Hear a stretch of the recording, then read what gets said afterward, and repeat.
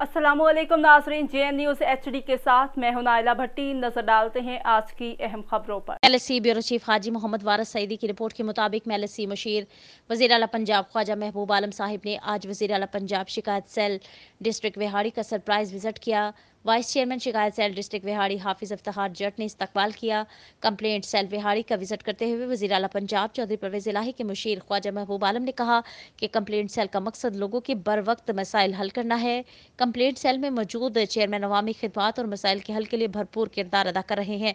इस मौका पर ज़लई सीनियर नायब सदर पाकिस्तान मुस्लिम लीग काफ विहाड़ी चौधरी मोहम्मद अफजल एराई, सदर women wing Vehari madam Hafiza Sidra Fatima, Chaudhary Abdul Jabbar Chauhan मौजूद थे। मजीद ख्वाजा महबूब आलम ने शिकायत सेल की कारकर्दगी को सराहा और बिला तफरीक सब लोगों के मसाइल हल करने पर जोर दिया।